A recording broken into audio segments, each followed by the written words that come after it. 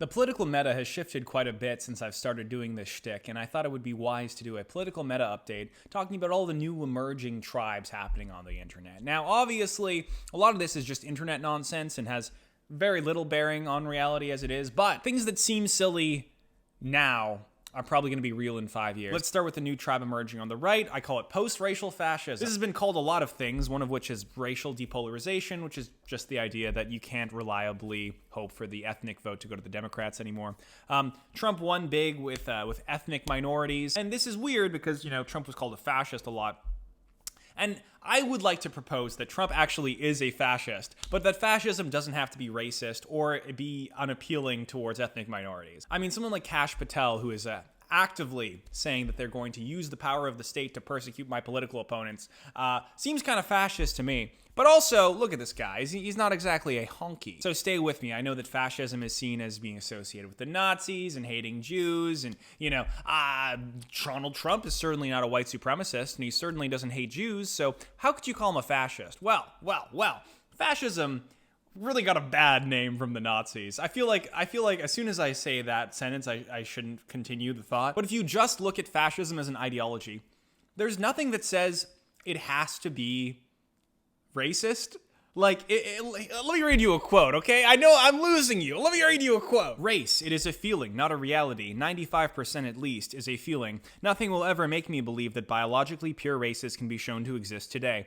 National pride has no need of the delirium of race. Benito Mussolini, fascism inventor, guy that invented fascism in a basement, in a garage with just a dream and a couple of guys. This is like the creator of fascism explicitly saying race is mostly gobbledygook. Now, this was shortly before he got little broed into being racist by Hitler. But, Hitler ruined a lot of things. The pencil mustache, the Roman salute, fascism as a concept. Previous attempts to do any sort of white supremacy in the States have been completely untenable because America is not exactly racially pure. It never really has been. You can do white supremacy in Europe, probably. I don't know. I don't live there. But in the West, in the New World, it's not exactly the cream of the genetic crop, okay? Blood and soil means nothing to Amerimuts. If a white European is like, my ancestors have been here for 5,000 years, I almost kind of want to give that guy a little bit more credence than like a white supremacist in America who's just like, my great-grandfather was Protestant. For better or worse, they're just not capable of doing an actual white ethno-state. They're too mixed, okay? They're too mixed. That's why any successful fascist movement stemming from America has to be post-racial. Throwing the morality of this aside, it's just logically, it has to be post-racial. It's not going to work if it's not post-racial. You need a broad, multi-ethnic coalition under a far-right leader, which is what's happening with Donald Trump. Donald Trump is a fascist. I know. You don't like that. Wait, but relax, okay? And that's a good thing. Look, I was always very hesitant to call Donald Trump a fascist. In his first term, I was very careful to always refer to him as fash-ish. I think the second term, he's more fascist, though. I think that's fair to say. Even the tariff stuff is just center economically in the exact same way that fascist economics is neither free market capitalist nor communist. Authoritarian center economic policy. I mean, come on, it's fascism. You're using the power of the state to persecute your political opponents and to excise undesirables from your nation, which in this case is immigrants. That's the outgroup instead of Jews, because we love Jews now. That's fine. You can play these linguistic games where you're like, actually, I love Jews, so how am I a fascist? That was just Nazis, okay? You can still be fascist. That's fine, be fascist. But we're doing post-racial fascism now. That's what's happening. Sorry, I'm being very schizophrenic right now, but let me give you some more examples, okay? Nick Fuentes, I'm generously going to call him off-white, and I'm generously going to call him asexual, okay? That's a charitable interpretation. Candace Owens, again, fair to call her fascist, I think. Note the complexion. Kanye West. Do I have to make the argument why this guy is a fascist? Please. Sneeko, mutt. Andrew Tate, mutt. Most of the followers of Andrew Tate are brown or mutts or whatever. Look, I can say it, okay? I can say these people are mutts. I'm a mutt, all right? No one's more racist than mixed race people, I know. So all these characters, Kash Patel included, they rally around Trump, who despite being the honkiest of them all, doesn't really say very much about race. He's actually a very good post-racial conduit. He says lots about Chinese and Mexicans. You could probably make the argument that he is personally racist in some ways. But sometimes when he says nobody loves black people more than him, I believe him. At no point did he ever say, we're gonna build a well for the whites and the darkies are going to pay for it. He just genuinely seemed to be going for a post-racial American fascism. But how could a white guy be actually, representing a lot of the interests of ethnic minorities such that the black vote goes from 7% to 21% over the course of 8 years? The answer is simple. It's because Donald Trump isn't white. He's orange.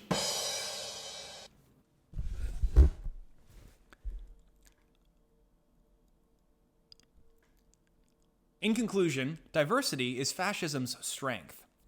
Which is true. It's true. Fascism is way more tenable when you have a multi-ethnic coalition of people being fascist. You can just appeal to way more people and get way more public support behind you. Fascists when diversity is their strength. And again, ideologically, this isn't coming out of nowhere. Mussolini's The Doctrine of Fascism explicitly is not about race. It's about nation. Ideologically, those are separate sliders. Nation slider, racism slider, separate sliders. You could be fascist and even anti-racist, like hypothetically. So post-racial fascism might actually just be a stepping stone into actual white supremacist movements. And it really makes you wonder, are people like Andrew Tate and Vivek Ramaswamy going to be clapping as they get pushed up against a tree and strung up? The fundamental question with post-racial fascism is how solid is a multi-ethnic fascist coalition? We have no idea. We don't know. It hasn't really ever been tried. Maybe Brazil integralism, maybe, but I don't think it's really ever been tried on this scale, especially not in such a big way. And it's entirely possible that it's not a viable coalition at all. And that post-racial fascism as a concept is inherently flawed. A leftist would make this argument that the system itself is white supremacist, and so fascism as a result of being a far-right ideology reinforcing some parts of the system is just reinforcing those white separatist, white nationalist tendencies, and that a lot of the dark people who are advocating for fascist stuff have to pay a lot of lip service and honky dick sucking. The White Lives Matter stuff with Kanye West and Candace Owens. It's kind of a lot of I'm bending the knee to whitey kind of thing. And, Vivek Ramaswamy did have this interview with Ann Coulter. You remember this? I still would not have voted for you because you're an Indian. We'll get back to that. And it's directly related to what you were just talking about. The thing about nationalism, you're totally right. It is like to use the word nationalism. Oh, Taylor. And, after seeing that, you kind of have to be like, okay, well, if you get pushed up against a tree and strung up, you sort of deserve it. You sort of deserve it because a honky-ass Karen was racially demeaning you, and you're like, okay, yeah, that's fine. You're allowed to think that. I could go through these and have, my little legal pad where I'm typing up my debate notes. How about this, though? You're Indian. Pathetic. It's a pathetic way to be. Anyways, all in all, I'm pretty bullish on post-racial fascism. I think it's going to do better and better, especially as the climate crisis worsens and more refugees are forced onto the shores of Western nations who respond with a quick bracka, bracka, bracka, bracka. This is me killing immigrants. I just want to make that really clear.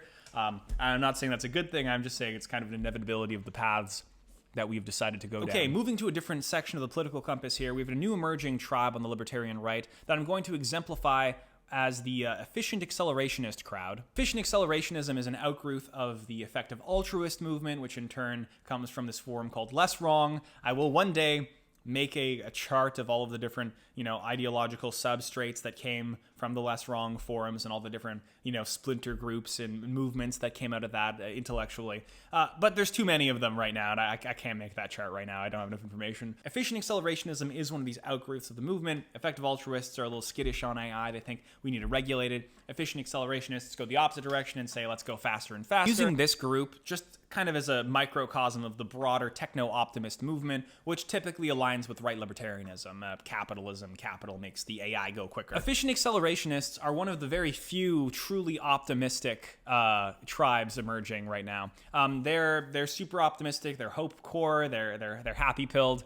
And I've always viewed the efficient accelerationist optimism as a little weird when you start looking at it deeply, because accelerationism didn't emerge over the last 5 years. It's been around for 20 years, and it's made by this guy, Nick Land, whose vision of the future, and this is where accelerationism comes from, is not optimistic. I mean, it's optimistic if you're if you think that reality progressing quicker and quicker until we get to a post-human singularity where every human aspect of yourself gets removed because it's not efficient enough.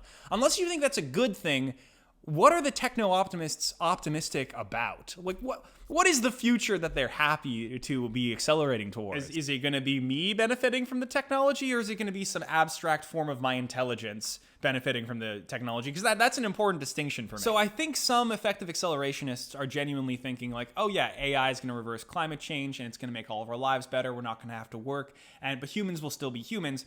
I also think a lot of them are like kind of somewhat aware of the fact that the process of technology is a process of efficiency that does not respect your flesh and actually hates your flesh because it's inefficient, and you should become a more efficient node in order to better be a conduit of capital. You know, I think that's probably more likely where we're headed, and that was Nick Land's analysis, which I tend to agree with more than these newer incarnations of accelerationism. Then again, I'm a hopeless pessimist, so maybe I just hate optimists who have positive visions of the future. Oh wait, no, it's because I hate tech bros, I forgot. In conclusion, the efficient accelerationists and the tech optimists are optimistic, but maybe they're optimistic for a future in which there is no room for anything recognizably human left. That being said, lib-right, taking massive W's. I'll give them that.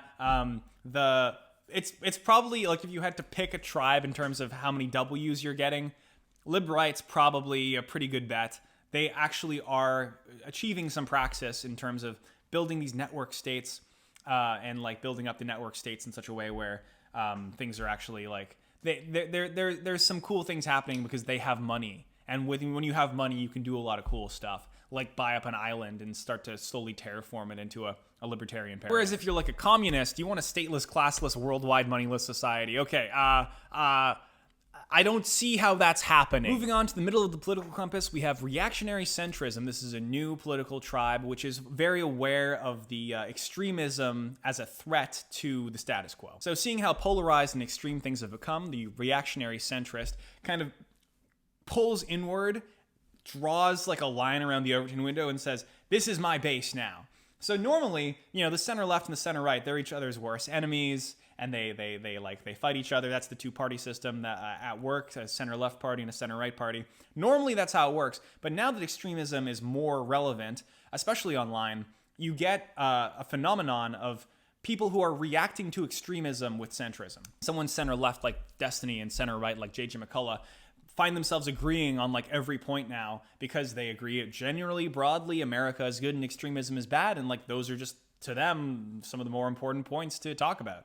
So you have they have their conversation where they are sucking each other's dicks the whole time. This is big tent, pro-status quo stuff. Typically, it's a bunch of policy wonks, a lot of like YIMBY versus NIMBY discourse in this world. This is the big neoliberal tent. This has like the never Trump guys in it who are voting, Democrat, and the center-left liberals, the abundance policy kind of people. And what they all have in common, despite, moderate differences from being status quo people, is that they're all part of the status quo. They all broadly like America. They all broadly support a lot of the trends that things were headed in before Trump. And you get this weird kind of like patriotism on like the center left where people are saying, yeah, like U.S. foreign interventionism is good, and I like America as an empire, and I like all these things about America in different ways, and we're the real patriots, and the far right actually hates America. You get this kind of rhetoric going. You see people in this camp often talking about the dangers of the far right and the far left, although right now, because Trump's in power, obviously they talk a lot more about the far right. But if the far left ever got in power, you can bet your ass these motherfuckers would be trying to fuck the far left over, okay? That definitely happen. Right now they're viewing the far right as more of a genuine threat and the far left as more of a nuisance, but that could change. We're keeping an eye on things. We'll see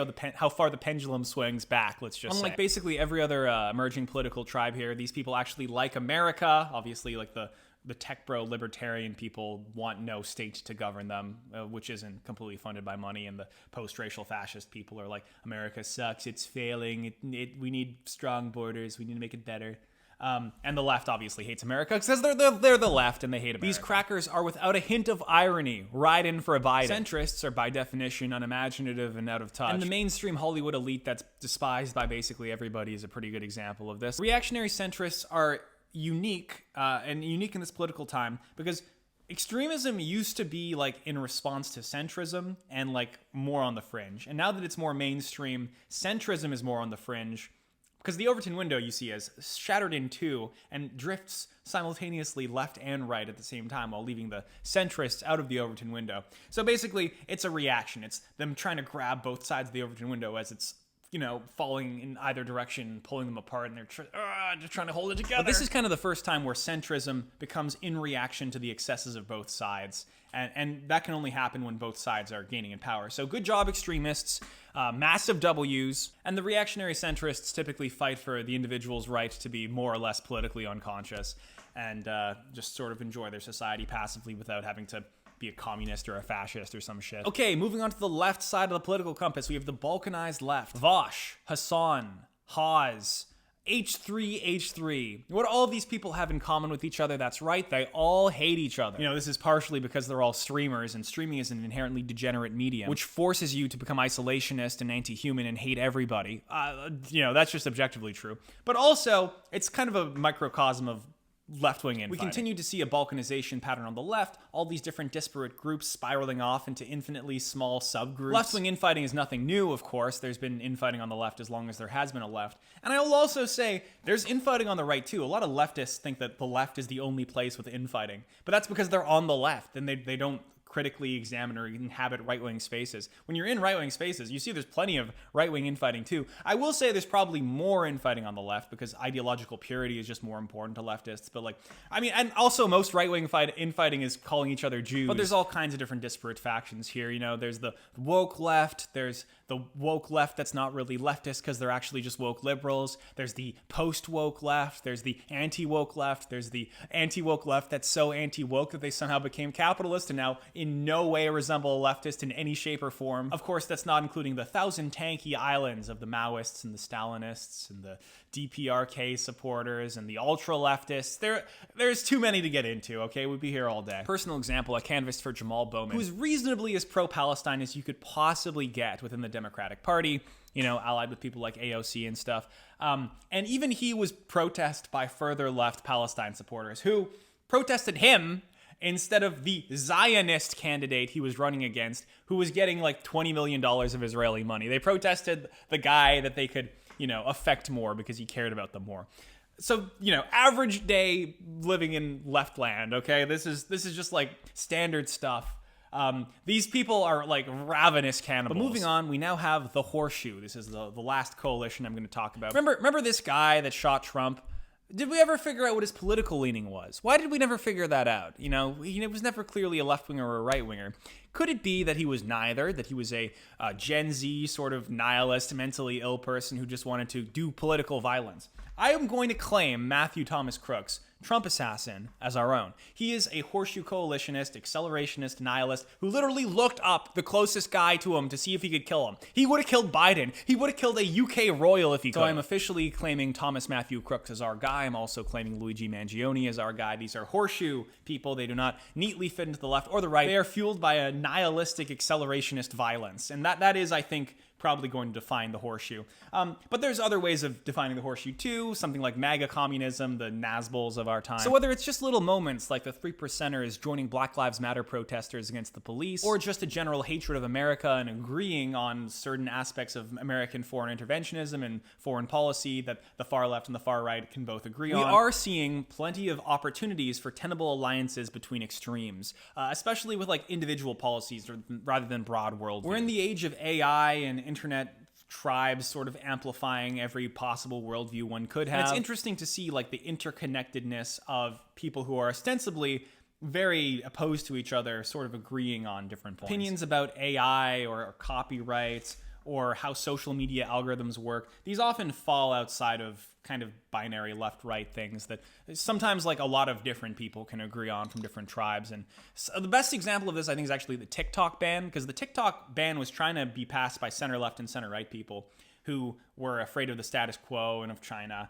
And the far right and the far left thrive on TikTok. It's great for extremism. And so the farther left wing of the Democratic Party and the farther right wing of the Republican Party were both voting to keep TikTok. This is what we call a horseshoe coalition. It's real and true. I want to close this meta update by telling you about I was in New York, and my vice mentor, Joshua Citarella, was telling me about this group that hosts debates in New York. And the neoliberal status quo assumption behind why you would host a debate is to find middle ground between two different ideologues and say, well, we can all agree that this is the truth, or this is a middle ground between the truth. But the point of these debates in New York were being hosted specifically for anti-centrist libertarian purposes, which is to show that the left-wingers and the right-wingers have completely fundamentally different worldviews and are not compatible with each other and should have a national divorce, should separate into microstates, should buy up islands and territory and, just go into separate worlds. And that's very beneficial to the libertarian tech bro type who thrives off our division. So the leftists get their nation and the rightists get their nation. And this is, at its core, debate used for anti-centrist purposes to give more credence to both sides simultaneously instead of trying to water them down and reach some sort of resolution in the middle. And I think you'll see a lot more of this kind of stuff as time goes on. In conclusion, things are getting more extreme. The center is reacting to them. The right has dropped racism and is now multi-ethnic. The left continues to eat itself and is whiter than ever. And we'll probably see a lot more of this kind of shit to come. So let me know if you want a deeper dive into any of these factions. We can make a longer video about any of them, because I'm sort of just grazing the surface of a lot of different political tribes. I could talk all day about any of these five. So let me know.